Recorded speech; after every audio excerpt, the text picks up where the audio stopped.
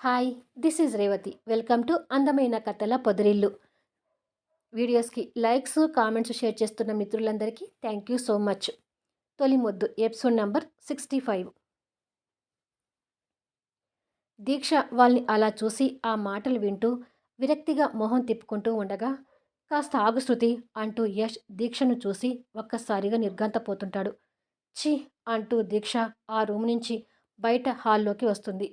తను అలా అనుకుంటూ వెళ్ళిపోవడం యష్ చూసి శృతి నుంచి బలవంతంగా విడిపించుకొని తన మీద నుంచి లేచి, ఆగు శృతి, దీక్ష లోపలికొచ్చి మనల్ని ఇలా చూసింది అంటాడు. తను రావడం చూసే నేను ఇలా చేశాను, మనల్ని ఇలా చూసేసరికి తనకి నరకం కనపడుతుండాలి అంటూ పక్కన వేసిన తన టాప్ తీసి వేసుకుంటుంది. యష్ ఆ మాటలు వింటూ షర్ట్ తీసుకొని వేసుకోబోతుండగా అప్పటికే శృతి హాల్లోకి వెళ్ళి అటుగా నిలబడి ఉన్న దీక్షని కోపంగా చూస్తూ దగ్గరికి వెళ్ళి, సారీ దీక్ష, నువ్వు వచ్చింది మేము చూసుకోలేదు అని అంటుంది. దీక్ష తనకు ఎదురుగా తిరిగి కోపంగా చూస్తుంటుంది. యష్ కూడా అప్పుడే షర్ట్ బటన్స్ పెట్టుకుంటూ బయటకు రావడం చూసి దీక్ష కాస్త చిరాగ్గా తల తిప్పుకుంటుంది. యష్ తనని గమనిస్తూనే దగ్గరికి వచ్చి, రూమ్లోకి వచ్చేటప్పుడు డోర్ నాక్ చేసి రావడం తెలీదా అని అడుగుతాడు. డోర్ క్లోజ్ చేసి ఉంటే అలాగే వచ్చేదాన్ని, కానీ మీరు డోర్ ఓపెన్ చేసి పెట్టుకున్నారు. పైగా నేను బయట నుంచే మిమ్మల్ని పిలుచుకుంటూ వచ్చాను, కానీ మీరే వినిపించుకోలేదు అంటుంది దీక్ష. యష్ దగ్గర సమాధానం లేక మౌనంగా ఉండిపోతాడు. ఇందులో తన తప్పు ఏమీ లేదులే యష్, డోర్ క్లోజ్ చేయకుండా మనం రొమాన్స్ చేసుకోవటం మన తప్పు. అది కాకుండా టీవీ కూడా ఆన్లో ఉండేసరికి తను పిలిచేది మనకు వినిపించలేదు అంటుంది శృతి దీక్షని ఓరగా చూస్తూ. యష్ దీక్ష వైపు కోపంగా చూస్తూ, అసలు నువ్వు ఇక్కడికి ఎందుకు వచ్చావు అని అడుగుతాడు. నీతో మాట్లాడడానికి వచ్చాను యష్. ఇప్పుడు నువ్వు నన్ను ఎంత కోపగించుకున్నా నీతో మాట్లాడకుండా ఇక్కడి నుంచి వెళ్ళను అంటుంది దీక్ష మొండి ధోరణి ప్రదర్శిస్తూ. ఏం మాట్లాడాలి దీక్ష అని అడుగుతుంది శృతి. నేను యష్తో మాట్లాడాలి, నీతో కాదు అని అంటుంది శృతిని కాస్త కోపంగా చూస్తూ. నీ మాజీ భార్య నీతోనే మాట్లాడుతుందంట యష్ అంటుంది శృతి వెటకారంగా. నాతో ఏం మాట్లాడాలి అని అడుగుతాడు యష్. మనం ఒంటరిగా బయట గార్డెన్లో మాట్లాడుకుందాం అంటుంది వాళ్ళ మధ్య శృతి ఉండకూడదనే ఉద్దేశంతో. శృతి కోపం తెచ్చుకుంటూ, నువ్వు ఒంటరిగా మాట్లాడినా ఇక్కడ మాట్లాడినా మేము తీయబోయే సినిమా గురించి మాట్లాడడానికే వచ్చావని మాకు తెలుస్తుంది. నువ్వు నీ చెల్లెలు ఎన్ని వేషాలు వేసి షూటింగ్ ఆపాలని చూసినా మేము తీయబోతున్న సినిమా ఆగదు. ఖచ్చితంగా ఆ సినిమా రిలీజ్ అవుతుంది, నీ పరువు పోతుంది అంటుంది ఆవేశంగా. శృతి మాటలకు దీక్ష కూడా కోపం తెచ్చుకుంటూ, పెళ్లికి ముందే ఇద్దరు బరి తెగించి శారీరక సంబంధం పెట్టుకున్న మీరు పరువు గురించి మాట్లాడితే ఆ పరువుకి అవమానంగా ఉంటుంది శృతి అని అంటుంది ఇద్దరిని చూస్తూ. తన మాటకి శృతి కోపంగా పిడికిలి బిగిస్తుంటుంది. ఒక్కసారి నీతో ఒంటరిగా మాట్లాడడానికి నాకు పర్మిషన్ ఇస్తే మాట్లాడి వెంటనే వెళ్ళిపోతాను యష్ అంటుంది దీక్ష. యష్ కొన్ని క్షణాలు ఆలోచించి, గార్డెన్లో వెయిట్ చేయి, వస్తున్నాను అంటాడు. సరే అని చెప్పి దీక్ష వెళ్ళిపోతుంది. తను సినిమా చేయడం ఆపమని కన్నీళ్ళు పెట్టుకుంటే నువ్వు కరిగిపోతావా యష్ అని అడుగుతుంది శృతి. ఎవ్వరి కన్నీళ్లకు కరిగిపోయే హృదయం కాదు నాది. పైగా సినిమా మీద ఎన్నో హోప్స్ పెట్టుకున్నాను. నేను ఒక్కసారి అనుకున్నానంటే అది ఖచ్చితంగా జరగాల్సిందే. ఎవరు ఎంతమంది అడ్డు వచ్చినా సినిమా రిలీజ్ చేయనివ్వకుండా ఎవ్వరూ ఆపలేరు అంటూ శృతితో కాన్ఫిడెంట్గా చెప్పి కాస్త దూరంలో ఉన్న ఫోన్ దగ్గరికి వెళ్ళి ఫోన్ చేతిలోకి తీసుకొని ఫోన్లో ఉన్న మిస్డ్ కాల్స్ చూసి తిరిగి ఫోన్ ప్యాకెట్లో పెట్టుకొని గార్డెన్ వైపు వెళ్తుంటాడు. యష్లో ఉన్న ఆ కాన్ఫిడెంట్కి శృతి సంతోషపడుతూ నవ్వుతుంటుంది. దీక్ష చూస్తూ ఉండగానే యష్ తనకి ఎదురుగా వచ్చి నిలబడి తన మొహంలోకి చూసి తర్వాత తనకు వెన్నుముఖంగా తిరిగి, నాతో ఏం మాట్లాడాలో చెప్పు అని అడుగుతాడు. దీక్ష యష్ని వెనుకగా చూస్తూ, నేను నీకు ఏం ద్రోహం చేశానని నా మీద ఇంతగా కక్ష సాధిస్తున్నావు యష్ అని అడుగుతుంది. ఇది కక్ష సాధింపు కోసం కాదు, నా స్టోరీని సినిమాగా తీయాలనుకున్నాను, తీస్తున్నాను అంటాడు. అంటే ఈ సినిమాతో నా పరువు తీయాలని నిర్ణయించుకున్నావా యష్ అని అడుగుతుంది. యష్ దగ్గర సమాధానం లేక మౌనంగా ఉంటాడు. 4 గోడల నడుమ మన ఇద్దరి మధ్య జరిగిన ఆ సందర్భాన్ని ఇలా సినిమాగా తీసి నలుగురి ముందు చూపిస్తూ నా పరువు తీయాలనుకోవడం అన్యాయం యష్. మాజీ భారీగా కాకపోయినా ఒకప్పటి స్నేహితురాల్ని అనే కనికరం కూడా లేకుండా నా పరువు తీయాలని ఎందుకు అనుకుంటున్నావో తెలియడం లేదు. ఇక నాకు కూడా ఓపిక, సహనం నశించింది అలా అని చెప్పి నీతో ఎదురుపడి గొడవ కూడా పడలేను. మీరు ఈ సినిమా తీయడం వల్ల పోయేది నా ఒక్కదాని పరువే కాదు, మా కుటుంబం పరువు కూడా. ఇది కాస్త అర్థం చేసుకొని ఆ సినిమా ఆపేసే యష్ అని అంటుంది. అటువైపు నుండి నిలబడి యష్ పిడికిలి బిగిస్తుంటాడు.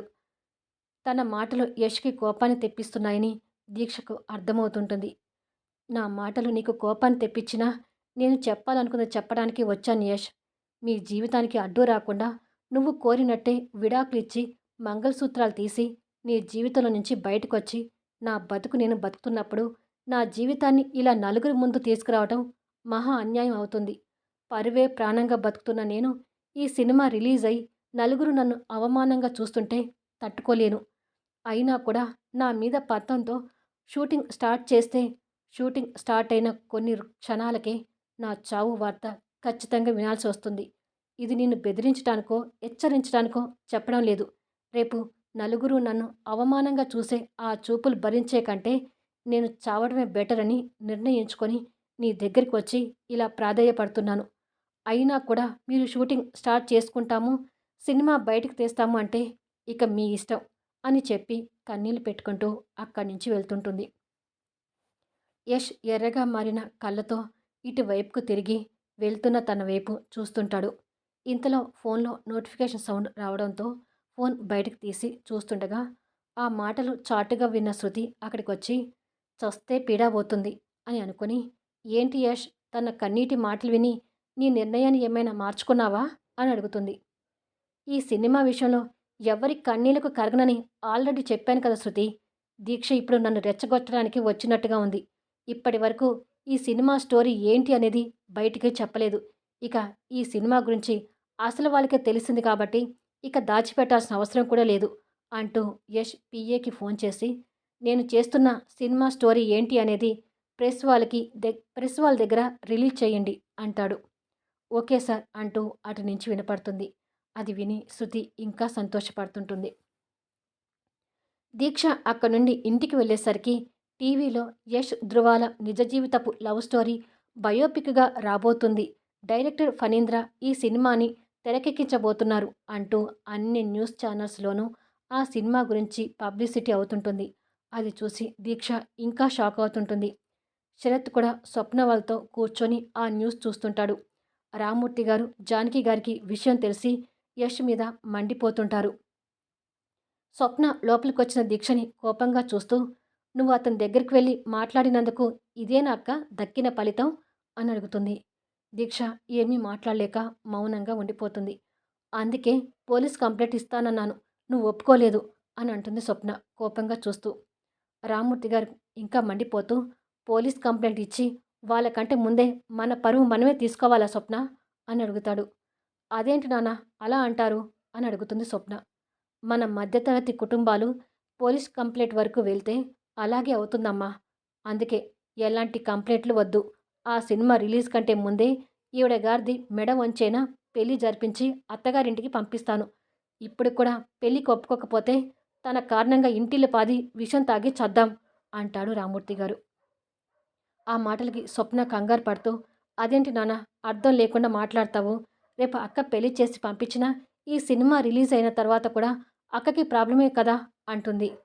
వచ్చిన వాళ్ళకి దాచిపెట్టకుండా అన్ని విషయాలు చెప్తాం స్వప్న అని అంటుంది జానకి గారు. ఎవరికి తగ్గట్టుగా వాళ్ళు మాట్లాడుతుంటే దీక్ష వాళ్ళ మాటలు వినలేక కన్నీళ్ళు పెట్టుకుంటూ వెనుక ఉన్న పెరట్లోకి వెళ్ళిపోతుంది. అమ్మ దీక్ష అంటూ శరత్ కూడా తన వెనుకగా వెళ్ళి, మీ మావయ్య గారు నీకు అండగా ఉండగా నీకు ఎలాంటి అన్యాయం జరగదమ్మా, నువ్వు కృంగిపోకు అంటూ ధైర్యం చెప్తుంటాడు.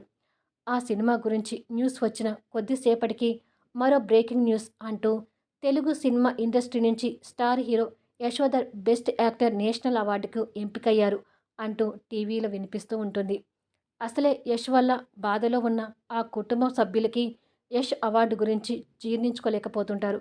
పెరట్లో ఏడుస్తూ ఉన్న దీక్షకి యశోధర్ బెస్ట్ యాక్టర్ అవార్డుకి ఎంపికయ్యారని వినిపించగానే ఆ క్షణం తన బాధని మర్చిపోయి రయ్యన టీవీ ముందుకొచ్చి బెస్ట్ యాక్టర్ అవార్డుకు ఎంపికైన యశోధర్ అని న్యూస్ వస్తుంటే అది చూసి సంతోషపడుతుంటుంది.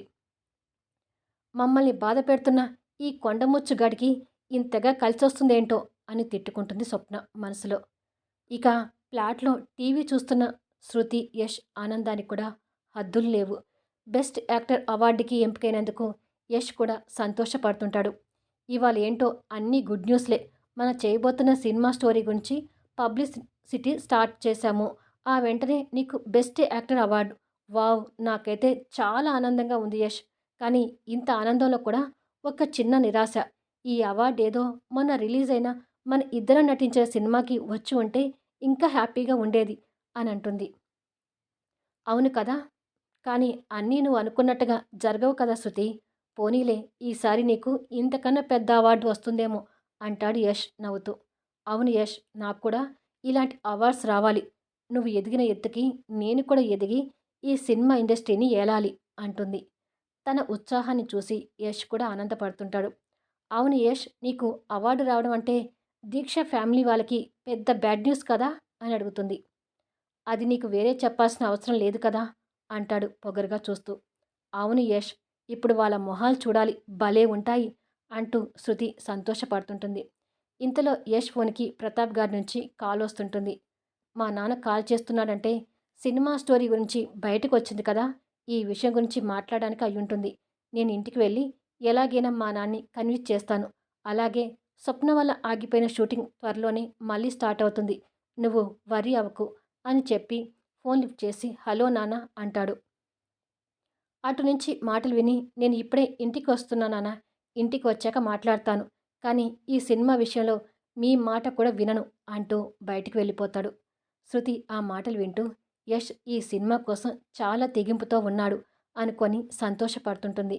అంతలోనే శృతి కొన్ని క్షణాలు ఆలోచించి యష్ ఒక్కడే అయితే అంకుల్ ఎలాగైనా యష్ని కన్విన్స్ చేసే ప్రమాదం ఉంది. యష్తో నేను కూడా వెళ్తే కరెక్ట్ అని అనుకొని బయటికి వెళ్ళి చూసేసరికి అప్పుడే యష్ కార్ డోర్ తీస్తుంటాడు. ఆగు యష్ అంటూ శృతి పరిగెత్తుకుంటూ దగ్గరికి వస్తుంది. కారు ఎక్కబోతున్న యష్ ఆగిపోయి ఏంటి శృతి అని అడుగుతాడు. నేను కూడా నీతో పాటు మీ ఇంటికి వస్తాను యష్. ఈ సినిమా గురించి ఇద్దరం కలిసి అంకుల్తో మాట్లాడి ఒప్పిద్దాం. అదే నువ్వు ఒక్కడివి అయితే అంకుల్ నిన్ను ఒప్పించే ప్రయత్నం చేస్తాడు అని అంటుంది. ఎవ్వరు ఎన్ని మాట్లాడినా సినిమా ఆపేది లేదని చెప్పాను కదా. అయినా సరే నా మీద నీకు నమ్మకం లేకపోతే నీ ఇష్టం. నాతో పాటు వచ్చేసాయి అంటూ కారెక్కుతాడు. శృతి ఆనందపడుతూ యష్ పక్కన వచ్చి కూర్చుంటుంది. కొద్దిసేపటికి ప్రతాప్ గారు యష్తో గొడవ పడుతూ అంటే నేను ఎంత చెప్పినా కూడా ఆ సినిమా చేసే తీరుతావా యష్ అని అడుగుతాడు. ఆల్రెడీ చెప్పాను కదా నాన్న, ఈ సినిమా విషయంలో నేను వెనకడుగు వేసేదే లేదు అంటాడు యష్ మొండిగా. ఈ సినిమా నుంచి హిట్ అవుతుందండి, సినిమా తీయనివ్వండి అంటుంది పద్దు. అవును నాన్న, ఈ సినిమాకి నేను కూడా సపోర్ట్ చేస్తున్నాను. ఈ సినిమాకి మీరు అడ్డుపడకండి నాన్న అంటుంది లల్లి. వాళ్ళ సపోర్ట్ చూసి శృతి సంతోషపడుతుంటుంది. వీడియోని లైక్ చేయండి, కామెంట్ చేయండి. మళ్ళీ నెక్స్ట్ వీడియోలో కలుద్దాము.